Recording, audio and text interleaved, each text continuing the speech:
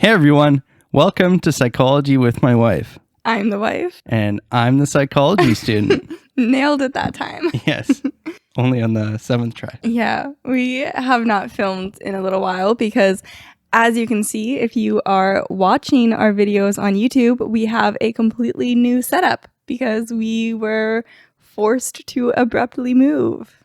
Yeah, our landlords decided to sell their place, and they did give us 16 days notice, but we're like, people kept coming in to view the place. We're like, we getting out of here. Yeah, it was very disruptive living there with people constantly coming in and out, and we had very busy times coming up, so we're like, we're just gonna move now. So we moved within like 2 weeks of that time. Yeah, and there is even some realtors, like that one realtor, she had a time booked. She's supposed to come at 2 o'clock. She shows up at like 4:30. Can I come view the place? No, you can't just come at a random time. Yeah, because usually Julian and I would leave if people had an appointment scheduled. Technically, we didn't have to, but at the start, we were like, oh, it's kind of uncomfortable. We don't want to be here while they're here. But then we started to notice that people didn't show up or people would just come at completely random times. So we stopped leaving. And this one day, Julian wasn't home and I was having a nap on the couch, and they always knock before they come in, thank goodness. And I hear this like very faint knock because I wasn't like completely sleeping yet. But Fake sleeping. Yeah. And I like yell out, I'm like, hello? And then I like hear the door open and I'm like, do not come in here. Like I'm in like shorts and a tank top, like not wanting someone obviously to walk into my home randomly at an unscheduled time. And the guy is like, oh, I have an appointment. And I'm like, no, you don't, because I have all of the appointments here. And he's like, oh, well, I messaged the realtor because we have to get 24 hours notice. And he's like, oh, it was past the 24 hours point, so I messaged your realtor and they said it was fine. And then I talked with our realtor and our realtor was like, no, I did not approve that. So yeah, just some people, like you almost want to slap them home. It's like, get a brain. Okay. Take it down a notch. I don't think physical violence was ever part of the equation. In my mind, I was slapping them. I wouldn't actually. You just slap them with your mind by being smarter. Yes. Intelligent. So, how do you guys like the background? You should leave a comment if you like our new setup. We did upgrade our sign. Our sign at our old place was just a piece of paper that we printed the logo I made onto, and then now we have like an actual nice sign that one of our calendars got ruined during our move, and so I saved it by DIYing it into a new sign. So it's actually, I'm pretty proud of it. It took a lot of time to make because I'm not very artistically skilled, but pulled it off. I think you actually are. You don't need to downplay your skills. But yeah, this new place also is quieter. We don't have a noisy fridge. We don't have a noisy dishwasher. We don't have a noisy street. What else? We do have amenities. Yes. Nicer ones. Yes, that's nice. We do have a gym that we can actually use in our building. Mm-hmm. And a hot tub and a sauna and a rooftop pool that they are currently filling with water. Yeah, we feel like really bougie here. It's not actually super bougie. Yeah. It's a little bit of an older building, but it was built in the end of the 80s, late 80s. So, but we are very, very grateful and happy to have found this spot. Yeah. Blessing and a curse that we had to move. Yeah, it worked out in the end. But anyway, should we get started? Yeah, that was a bit of a long-winded intro there, but we hope that you guys will like our new space. We like it. And now let's talk. Nice.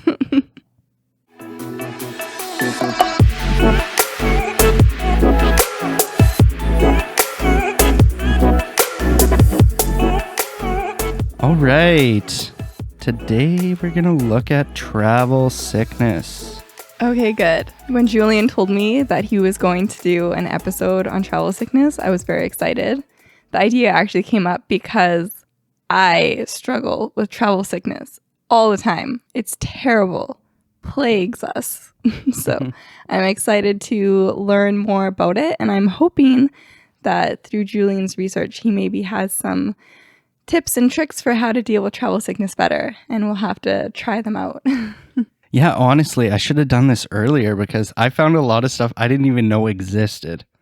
Okay. So I'm excited for this episode. Yay. I'm going to blow your mind. Woo, ready to be blown. So kind of a little outline of this episode. We're going to go over what travel sickness is and kind of some of the biological aspects of it.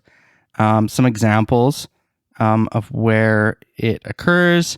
Some cool ones. Kind of going to look into NASA astronauts. Okay. So, yeah. Yeah, I could see an astronaut potentially struggling a lot with sickness. Yeah. And then finally, how you can fix it. Okay. So hopefully this helps you out. Perfect. If anyone out there has bad travel sickness and they're listening to this, stick around to the end so you can hopefully cure it. So, a more appropriate term is probably motion sickness. I guess that's the official term. And you can really experience it anytime you're moving, like in planes, trains, and automobiles. Okay, you got that joke? Okay. Yeah. I wasn't sure if you're going to, so that's good. Respect. I think Dad would be very disappointed if I didn't get that. We should watch that again. Yeah. But besides those, you can also get it on amusement park rides or even in VR experiences.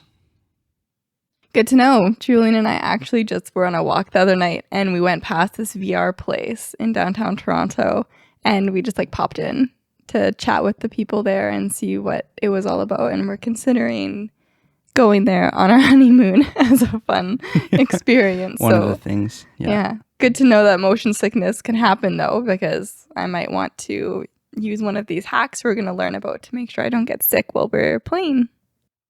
Hopefully. I was thinking more about that. Maybe you would get motion I could sickness. see it. So have you ever been, I don't know if I've asked you, have you ever been to Disneyland? No, I haven't. Have you been to? Do you want to go? Hmm? Do you want to go? Sure. Maybe we'll do that for our honeymoon. Let's go to Disneyland. Yes, let's do it. Have you been to any big amusement parks? The Lloydminster Fair. Yes. So a roller coaster? No? Yeah, no, I've been to West Ed. Oh, okay. Okay. West Edmonton Mall. If anyone listening is not familiar with West Edmonton Mall, maybe we've gained a listener from outside of Alberta. It would be very exciting. They have I believe it's the world's largest or North America's largest, one of those. Someone else fact check me. Largest 3-loop indoor roller coaster. Okay. Yeah, and they used to be the biggest mall in the world, Mm-hmm. but now there's a bunch bigger. China has a bigger one. Dubai has a bigger one. Yeah. But yeah. And people have died on this roller coaster. Really? Yeah. You didn't know about that? Oh my goodness. Okay, well, I don't want to get all dark here, but there was an accident on it and people flew off of it. Oh my God. Yeah. I'll show you on YouTube later. Okay. Oh my goodness, I didn't know that. You didn't know about that? No. I only knew of the guy that jumped off the railing into the pool. Oh. It's probably happened Lots of people have done that, yeah. Yeah. It's almost like a streaker in a soccer game kind of thing. So motion sickness is the nauseous feeling, obviously, you know what it's like, that is triggered by a conflict between what you see and what you feel. Okay. That's interesting. I've never considered it in that way, as a conflict between things like that. So, You have what's called the vestibular system. yeah, vestibular system. Vestibular. Vestibular system. Yeah.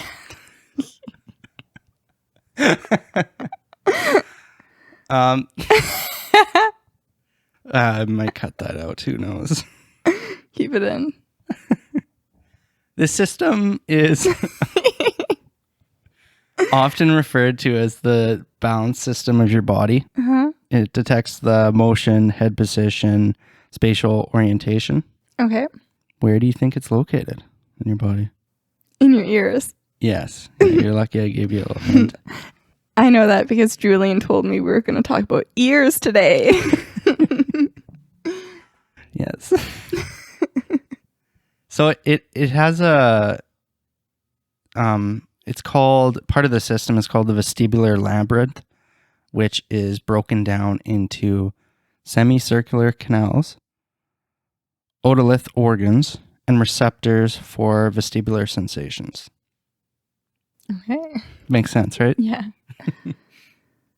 The receptors send information via, I practiced this word many times, I can't get it. Vestibular cochlear nerve. That sounds pretty good. Yeah, it's pretty close. Sounds good. To the cerebellum, which in the brain, that's responsible for maintaining your balance. Okay. And then also to the vestibular nuclei. Okay. And then the nuclei send information to your muscles to maintain balance. Big old system. Ear, brain, muscles. Simple. All working together to maintain balance. Yes. So, So maintaining balance has to do with the motion sickness then. Yes. Okay. Yeah. So your vestibular system, it has two different functions, I guess, that maintain the balance. The first one is using the vestibular labyrinth that I was talking about. So it has these semicircular canals that connect to the cochlea. I hope I'm saying that right.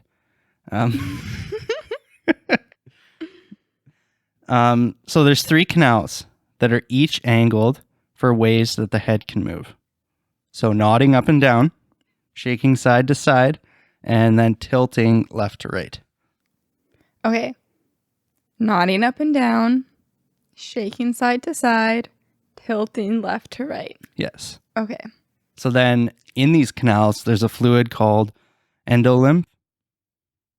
And based on the movement that you make, this fluid is sent to what's called the ampulla. This makes me feel very uncomfortable right now thinking, I don't know if anyone else out there ever gets this, but I just hate thinking about the parts inside my body. Like it just really freaks me out. So now, even though obviously I know there's a lot of fluids and random things in my head, but now that I'm like focused on the fact that there's this fluid that's like moving every time I move my head in these different directions, I feel very uncomfortable. Especially because it's like right behind your ear, like in your ear, right? Yeah.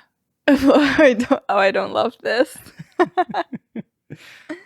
It's just like playing with water in a container. Yeah, that's exactly what I'm visualizing right now. Or like using one of those like levels, trying to find balance when you're gonna hang something on the wall.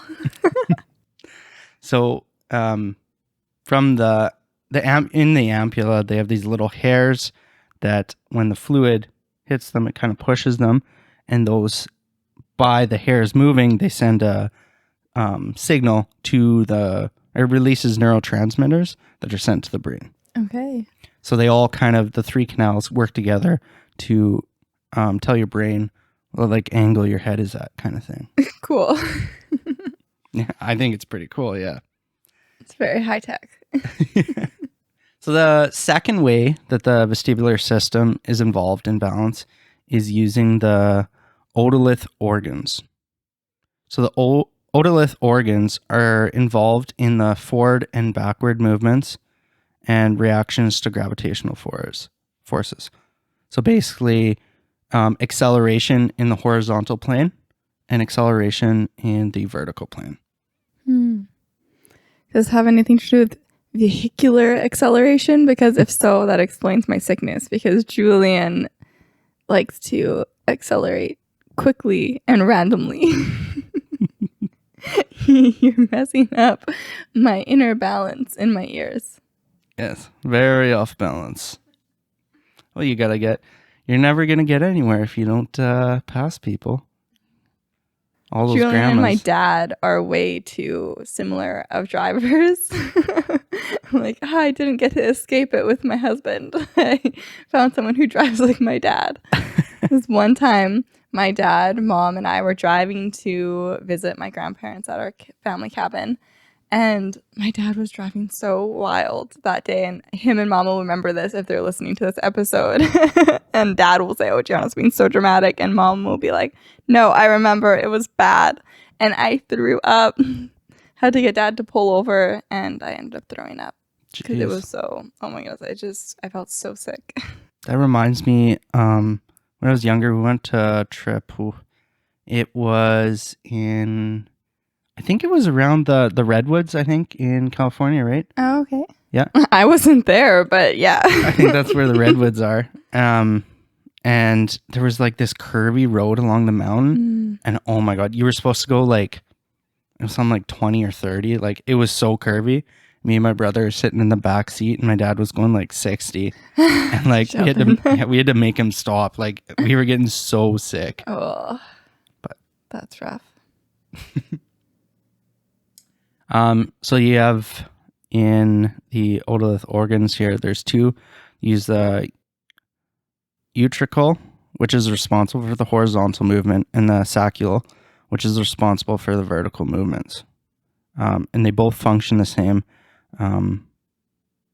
The saccule is like vertical, and then the utricle is horizontal, kind of sit around the vestibular system. Okay, makes sense. And so both of these organs, this is going to creep you out as well. Oh, good. I bet you didn't know this was in your body. Oh. So they function the same. They have little hair cells. They're attached to basically little rocks, and they're limestone. What? Yeah, I was actually baffled by this too. We have limestone in our body? Yeah, in your ear. Okay. Just keep going. Get past it. So these little limestones, when you accelerate in a straight line, the rocks produce a shearing force on the hairs, and that's sent to the brain. Jeez, these hairs are very powerful. Yes, that probably grosses you out too. Yeah, it makes me You think... don't like hairs. No. And just in my mind, I'm visualizing like spiders. And like, you know, if you're like looking in a telescope, a microscope at a spider, and you can see their hairs all over their body. That's what I'm like picturing in my ears now. I hate to say it, babe, but it's probably true what you're picturing. We might have to add some photos in of hairs. Not hairs specifically, but just into the video version of this. If we remember, we'll have Julian add some photos that help to visualize what this ear system looked like. I'll see if I can. Just have to be careful with the copyright. Yeah, is all. True. So I gotta make sure I understand that for YouTube.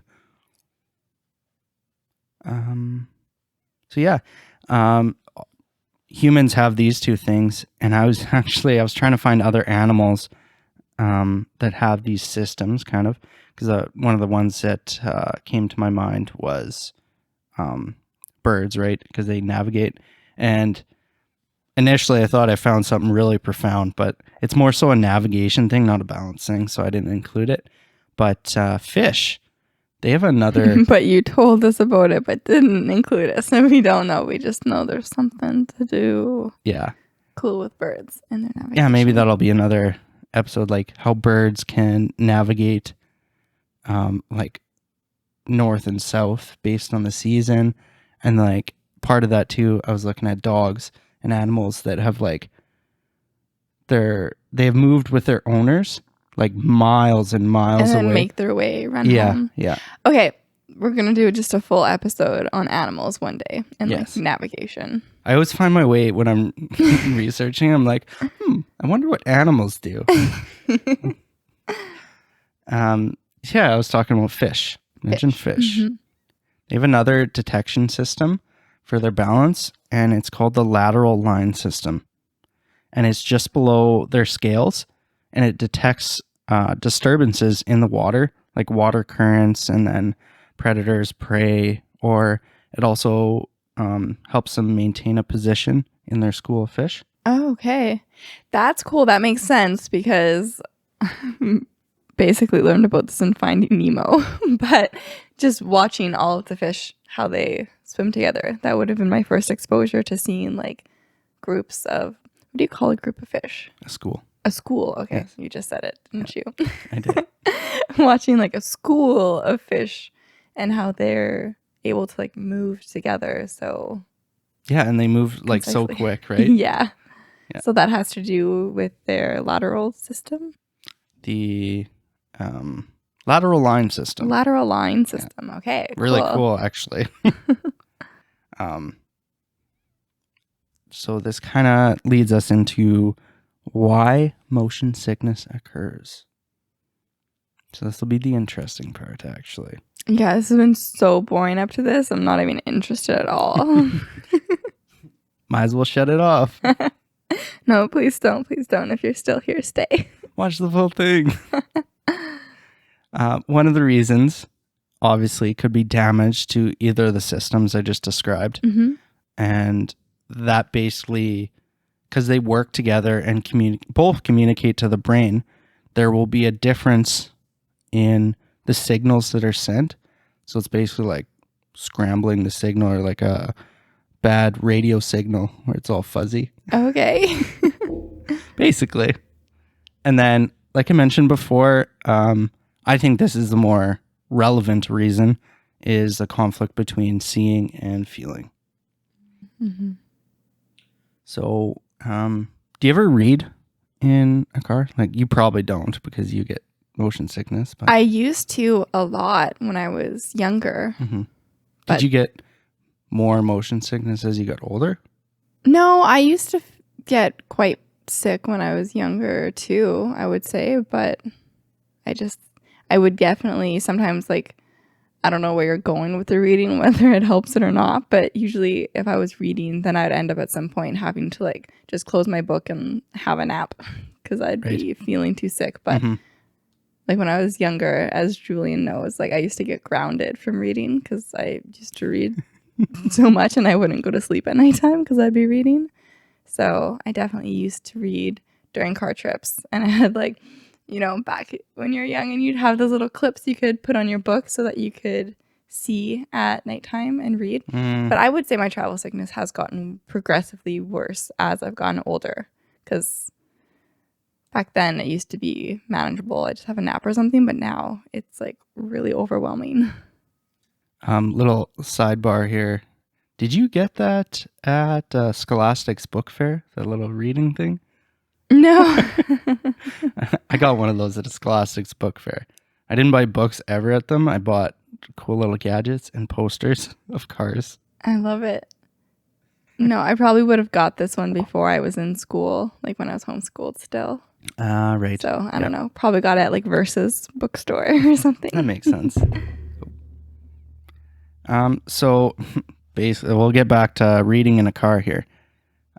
So when you're reading in a car, you're using your eyes. And part of those, obviously your eyes are sending a signal to your brain. Mm-hmm. But when you're looking at the book, you might be able to see in your peripherals like the sides of the vehicle, but you don't see any movement. So in terms of using your eyes, you're not moving. Mm-hmm. That makes sense, right? And then likewise, in your inner ear, I was talking about those otolith organs. And the vestibular system, they can detect that you're moving in the vehicle because there's acceleration, right? So do you probably get less motion sickness when you're driving, right? I definitely do, for sure. Can you guess why? Because your eyes are watching the motion more than if you're like sitting in the passenger seat doing other things and not like directly paying attention to the fact that you're moving. So your eyes and what you're feeling are in sync. Yeah. Good guess. Yeah. Well, that makes Gold star. that's definitely a big part of it, is that you can see, you're kind of focusing obviously looking forward, and you can see in the distance, and it's not something right beside you that's like moving real fast. Yeah, so it's probably really bad just staring out the passenger window. Yeah, I would say it's probably worse. We'll get later on here, we'll go into how you can fix or prevent yourself from getting motion sickness. So we'll get some tips there. But part of why driving actually gives you less motion sickness is your brain learns to anticipate movements and stuff like that. So when you're driving, your hands are able to control the steering wheel. Your body knows when something's going to move. So it's not tricked. So you're probably just constantly just like, holy man, Julian. Pretty much. I don't know why I made that voice for you, but like an old Southern man now. Is that what I sound like to you? Oh no. No, you don't. You definitely don't. Yeah. Do you also get motion sickness on boats? Honestly, I've not been on very many boats. Yeah, that's what I figured when I was writing this. Yeah. That. Yeah. So but I'm willing to bet I would. I also agree. The same thing occurs on boats as in vehicles, right? It's called seasickness, though. So you've obviously, everyone's heard of that. I've gotten seasickness on the boat ride at West Edmonton Mall. Have you actually? You know, the big boat that goes like. Oh, yeah. That counts as seasickness. Sure. I think so. Let's say it. So seasickness usually happens when you're below the deck and you can't see out. And when you go out, you can look at the horizon and it usually helps. I've definitely heard that before. So that's where the term sea legs comes from. Sea legs? Sea legs. Okay. Like you got your sea legs and then you don't have motion sickness anymore. Okay. Because they're just saying that you're able to like find your balance well enough when you're on the boat that like I mentioned before, driving the vehicle, your body learns to anticipate the movement of the waves, the swaying back and forth. And then when you get your sea legs, you actually, if you've been out at sea long enough, your body feels like it's swaying when you get back on land. Oh, creepy. Yeah. And it can last, apparently it can last up for a couple weeks. It just makes me think of like the Little Mermaid. Sea legs. I'm thinking of like Pirates of the Caribbean for some reason. This whole time I've just been thinking of pirates. Aye, Captain. Thinking of Johnny Depp. Yeah, I guess that's probably subliminally. We've been listening to the trial, so. Yeah, I don't know if anyone else out there has been spending their time listening to Johnny Depp and the name that we won't say is Trial in the background, but we have been, and it's been very interesting. Screw her. Oh, that's harsh language, but yes. Well, she deserves it. She is a bad person. Yeah, facts. So what do you think happens when there's no gravity? Can your body can't anticipate the sway of the ocean and know what's up or down? Yeah, I don't know. I've never really thought about that before, but I imagine it would cause you to feel very sick and unstable if your body is like, I don't know, like the liquid in your head. Like, how would it be balanced? Yeah, exactly. And those other things, there's no gravity to cause a shearing force on those hairs. Yeah. So we're talking about some astronauts now? Are we heading on to our NASA stuff? Yes, yeah. So it's really common, actually, because there's no up and down, that astronauts will feel like they're constantly upside down when they first get to space. That sounds horrible. Yeah, it does. Because obviously, I was trying to picture, I don't think I would be able to understand what it feels like, because when you're sitting or laying, whatever, upside down on Earth, the blood is like rushing to your head, so it feels like full. Yeah. And like really heavy then. So I Mhm. wonder what that feels like for an actual astronaut. Yeah, it would be weird. It would be very confusing and hard to orient yourself. Yeah, so tell me more then. I'm assuming that you've learned a little bit about how the astronauts are able to cope with this. Actually, have you ever like heard about or taken a course on like the safety of like snowboarding or anything like that in the mountains?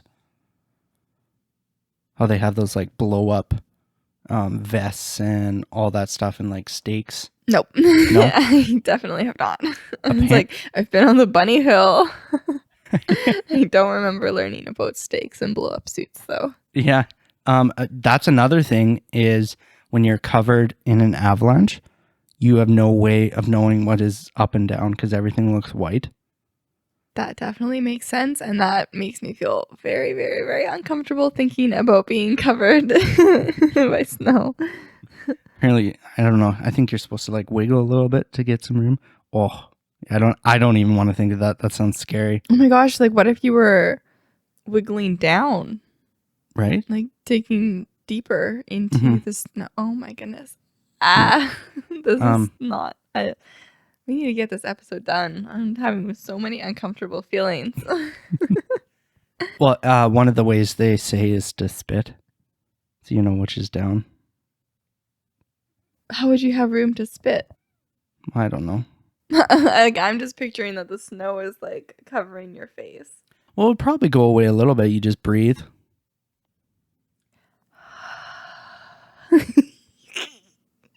Julian's gonna be so mad when he's editing this. Just breathe. Not at all. Well, you would spit. If you spit and you're facing upwards, it would just stay in your like face. I guess you could eat some of the snow. How long? Okay, this is like so off topic, but I'm just wondering about how long you could survive. Like, I guess it would depend how much snow is on top of you too, because the weight of the snow and stuff. So these sticks are supposed to be quite long. I think they serve two purposes. One, you can create a little air hole so you can get some air because you actually will suffocate apparently. And also, I think it has like a little flag or it's colored so people can see that you're trapped under there. Okay.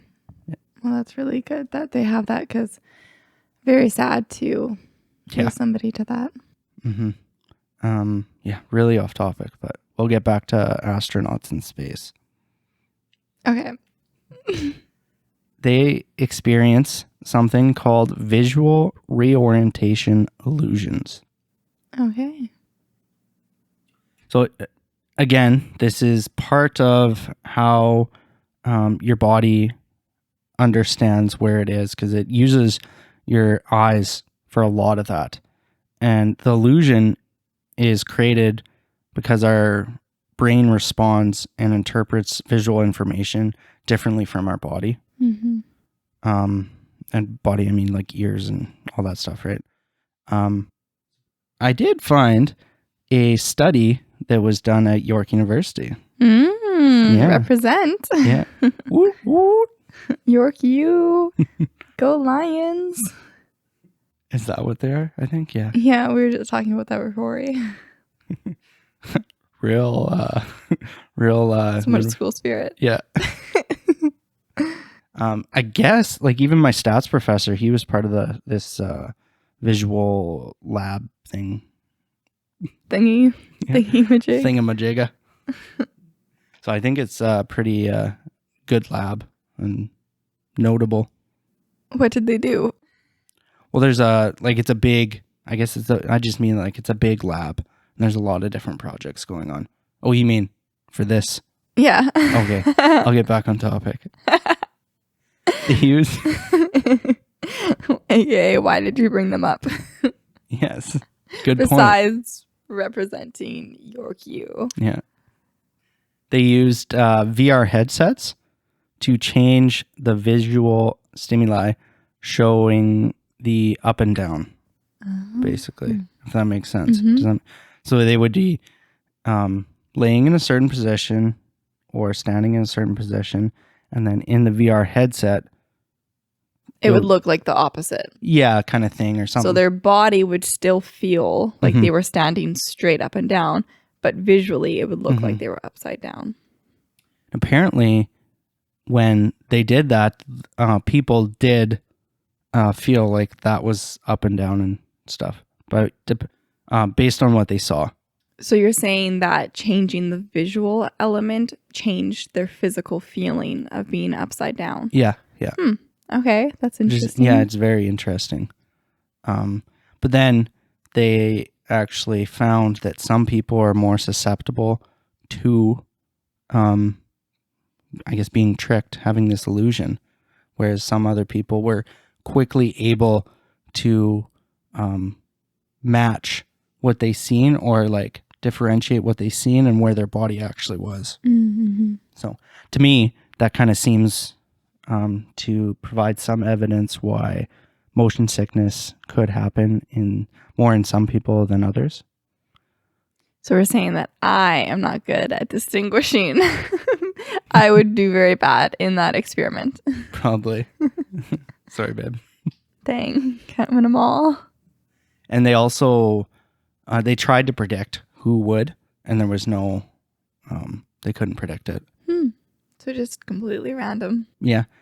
Even some astronauts that, because I think they go through G-force tests and motion to test them before they go to space. Yeah, they definitely do. And some of the people that did very well handling G-forces on Earth and stuff will have this problem in space and have the most motion sickness. So they need to start doing this test with astronauts then. Yeah. That's actually such a sad thing, though, that some people can train for a long time to try to become an astronaut and then get disqualified just because, of something in their body that they have no control over. Yeah, what did they do? Like, where do those skills translate? I guess probably to military of some sort. Yeah, I have absolutely no idea.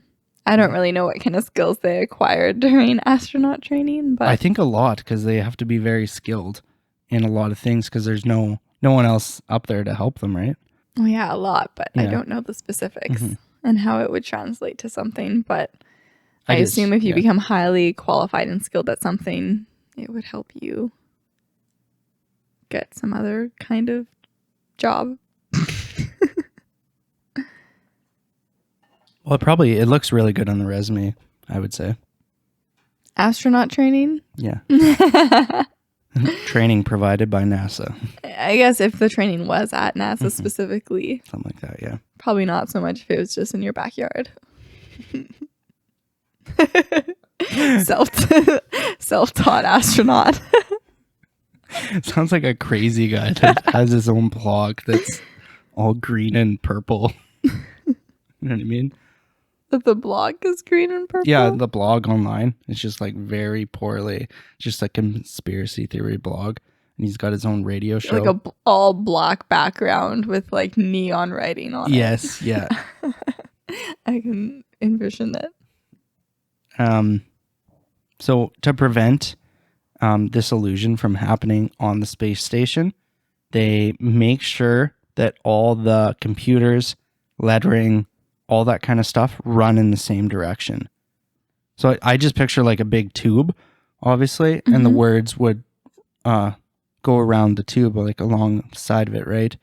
But then no matter where you come from in the space station, there's always one side that like is up and down, I guess, if that makes sense. Okay. So no matter if the tubes are facing different directions and stuff, all the lettering will have the same downside. Okay. So then when they change directions and stuff, they know which is down. Okay. So, and then they can anticipate the way where they are, obviously. And so I'm gonna coin a term here. I hope I'm the first to say this. Getting your space legs. You're not the first to say it, I promise you. I don't know. It's a pretty smart term. It is a smart term, which is why I think it's probably been used already. There's just... You didn't Google it? No. Why would I Google it if I created it? Be one of those people who like writes a paper and never cites anybody else in it because they're like, oh, I'm definitely the first person to have this unique idea. Meanwhile, there's like a huge literature out there filled with it. Probably a whole university devoted to it. Probably something's come out of York U about space legs.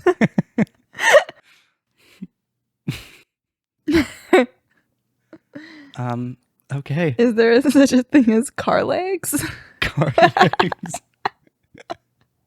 Train legs, Get your plane train legs. Yeah. Well, you get your sea legs. Maybe it'll be land I've got legs. my couch legs. For sure. I think feel very good on the couch. Get your couch legs. And so then couch legs would be when you stand up. You get those tingly things. Oh, yeah. Yeah. That would be a good way to describe Wait, it. is that...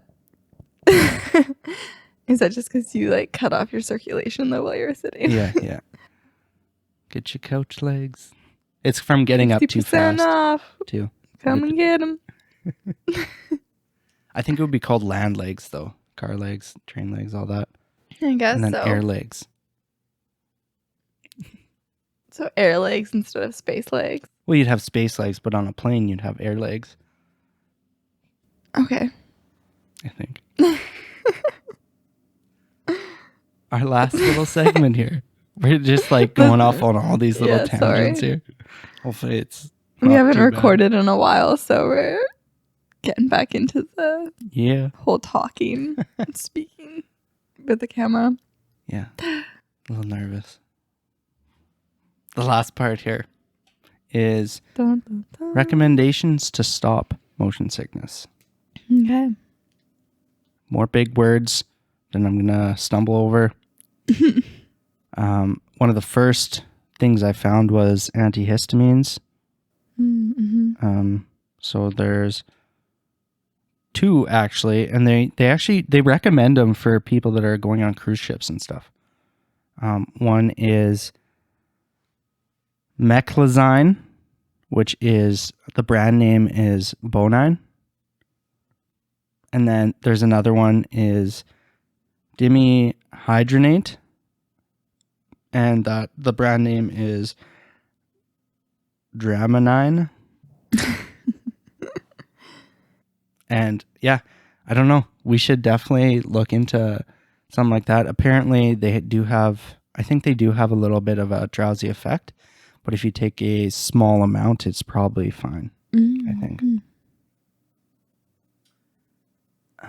And so that is just something people can take those pills and it will help you to not feel sick. I think you're supposed to take it 1 hour before you are going to experience it. See, those are things I really struggle with when you have to do things preemptively because I usually don't think of it until I feel bad. Yes. Well, a lot of you would remember if we're actually going on a road trip. I don't know. I'd remember. Julian would remember. We're so bad. I'll have like terrible cramps while on my period and I'll just be like, oh my gosh, I'm in so much pain. This is horrible. And Julian would be like, did you take your pills? I'm like, no, I didn't. I was just enjoying being in pain. So Julian's my good pill reminder. Another. Yeah. Julian's like, oh my goodness, Jana just talked about being on her period on the podcast. Exactly. Periods. Moist. Oh, that's worse. That's so much worse. That's even worse.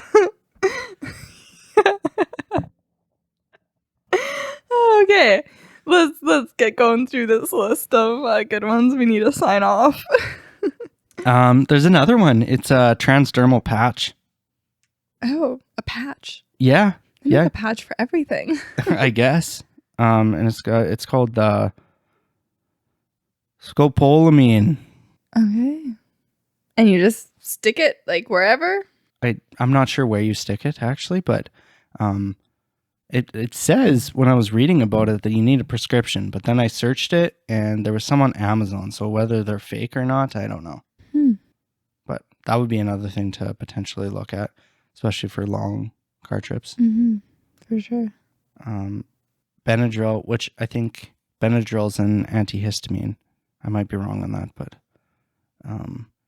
ginger, obviously we take some of that. Yeah, that's what we use the most is ginger. We have these really awesome kind of really, really, really chewy ginger pieces that we use in the car. And I like those because you really feel like as you're like chewing them intensely. It's like, I don't know.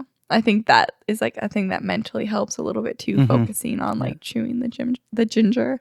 Yeah. Although they're quite expensive. So I've been meaning to look into how to make those at home so it doesn't cost as much because we use them a lot. I think I've transferred my motion sickness to Julian a little bit, by the way, because he never used to be motion sick at all.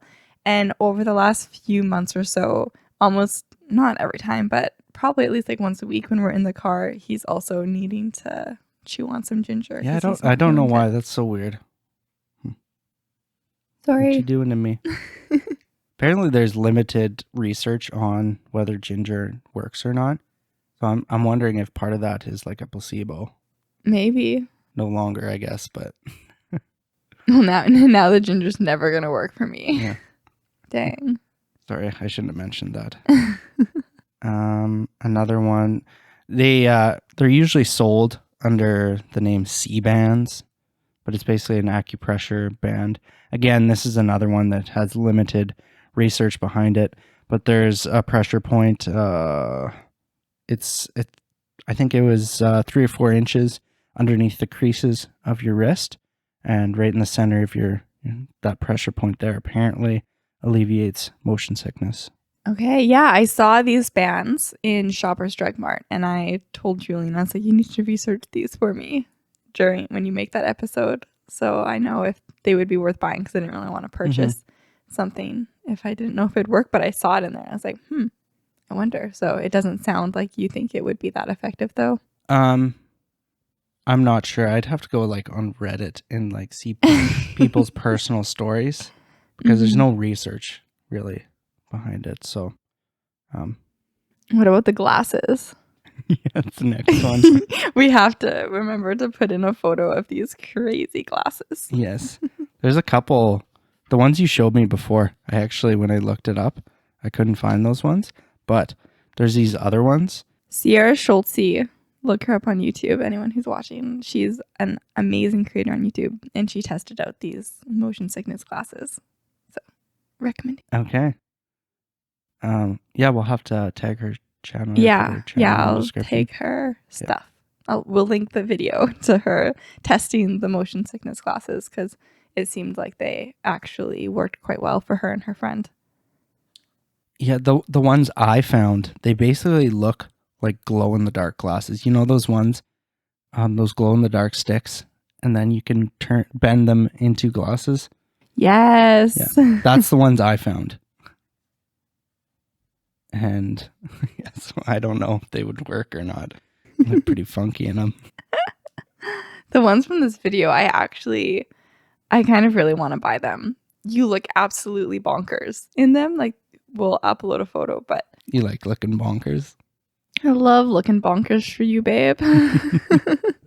I don't know why I pictured that. I pictured us going on our long trips to go camping, and then us being like in We're the Millers, where the weird family people look over, and you would have your glasses on. That's definitely us. Definitely. When we are the quick stats. Yeah. Oh my god. The quacky quick stats. The quacky quick stats. Ooh. Another type of glasses. Some people said prism glasses, which those are the ones with little mirrors, so you can that you would see on an infomercial at 3 a.m. The ones where you can read lying down, kind of thing, so you don't have to bend your neck. Yeah, apparently some of those help. Okay, cool. Good to know. We'll have to try all these things, and we will, in a future episode, get back to you when we try them out. Yes. So if you're a lifelong listener or tune into all the episodes, you'll know to check back.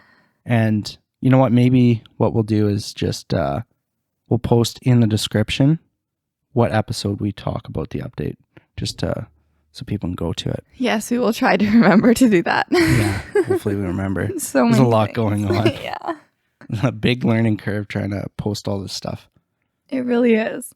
At the time that we're filming this episode, we actually just released the trailer for the podcast last week.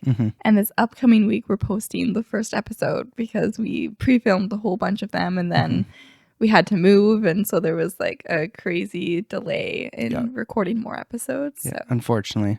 But that's why we wanted to pre-record a few episodes before releasing, just in case something happened, right? So it was a good thing. And we got the wedding too, so we're not gonna be filming around the wedding. Yeah, I think maybe. Don't want to jinx it because who knows when this episode will for sure come out. But I think this episode's going to come out a week or so before our wedding. Yes, that makes sense. So we're pretty much going to pre-record episodes until after our wedding just because we're so busy right now. I'm writing my qualifying examinations and then we're going to be flying back to Alberta and having the wedding. So after the wedding, then we will start posting videos that we're recording more like at the time of releasing them. Yeah, we'll get there one day. One day. Again, this is another thing. A lot of the things I found, limited research, but I don't think that necessarily means it doesn't work. A lot of these things are easy to try for yourself, see if they work. Tilting your head into turns apparently helps with motion sickness. I can totally see that. Yeah. And I was just thinking, I normally do, even when someone else is driving, I'll turn my head towards where they're turning. And maybe that's just like an anxiety control thing where I'm like, I need to see where I'm going. True. That could have something to do with it. Yeah, but I'll that try. would just help keep like your eye level and stuff balanced, which I suppose. Eye level balance. And I think it would have a big part to do with anticipating turns. That makes sense. Yeah. I mentioned the staring at the horizon on a boat too. So the final point I have here is if you stare at something in the distance that isn't moving, it will help you with motion sickness. I don't know. I seen this video actually. I'll see if I can find it again and post the link, but it basically showed the camera on the front of a train and it had it I think it was really zoomed in and it looked like everything was moving super fast and there was 5 or 6 times it zoomed out, and as you zoomed out it looked like the train was moving slower. Really? Okay, that's trippy. Yeah. So I think as your gaze goes farther out and farther away, it appears that things are slower. So that might be another reason why it helps with motion sickness. Okay, good to know. But that's all for today. Yay! Well, I feel very well equipped to go tackle my motion sickness now. I hope so. We're definitely going to try these things out. So if you have any topics that you would like us to cover, make sure you let us know. You can comment on YouTube. You can DM us on any of the social media we have, or send us an email. All of our social media platforms are at PWMW Podcast. So you can find us Twitter, Instagram, Facebook, YouTube, wherever. We'll be there hanging out. And if you are enjoying listening to the podcast, we would greatly appreciate if you would leave it a review on whichever podcast platform you're listening to it on. If you would subscribe, like, follow, hang out with us longer. Stick around. Yeah, follow it and then it'll automatically download, I think, on most apps when you do that. I think so. Kind of thing. or at least it'll put it in your queue. But it's on Spotify, iTunes, Google Podcasts, and then from those, it basically posts all your smaller podcast aggravates, I think they're called. But on those and on YouTube, we'll be posting every Tuesday. So make sure you subscribe, follow, and again, set that auto download so you don't miss an episode. Awesome. Bye. All right. See ya.